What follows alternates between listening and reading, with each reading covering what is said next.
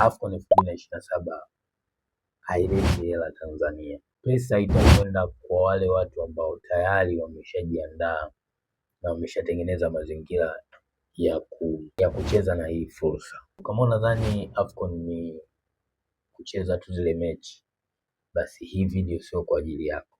Lakini kama unataka kujifunza jinsi ya kutumia hii fursa vizuri, basi kaa na mimi mpaka mwisho. Mashindano ya AFCON 2027 sio tu mashindano, bali ni spotlight ya Afrika nzima.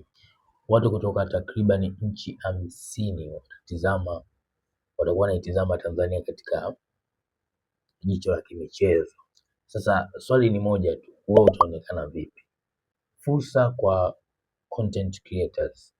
Uzuri ni kwamba hauhitaji kamera kubwa, unahitaji tu kuwa na consistency na akili kidogo ya ubunifu.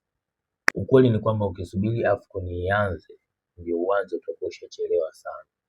Wakati wa kuanza ni sasa hivi. AFCON inalisha watu wote wa ndani ya uwanja na nje ya uwanja, kuanzia jezi, chakula, usafiri wa kazi za kuprint. Huu ndo wakati wenu. Kila mtu ana nafasi, lakini biashara inahitaji maandalizi. Fursa kwa vijana, wengine watapata pesa, wengine watapata exposure, na exposure ni pesa ya baadaye. Hakuna AFCON bila burudani. Kwa hiyo wasanii na entertainment industry, hii ni nafasi ya kuonekana kimataifa. Utalii. AFCON mimi naipa mfano kama vile tangazo. AFCON ni tangazo la nchi nzima, yaani hili ni tangazo la nchi nzima. Dunia yote itakuwa inatazama Tanzania.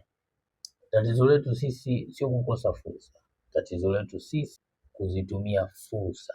AFCON 2027 inahitaji maandalizi sasa. Jenga brand, jenga audience, kuwa mbunifu. AFCON 2027 ni ya kizazi hiki. Swali sio AFCON italeta nini, swali ni wewe utachukua nini.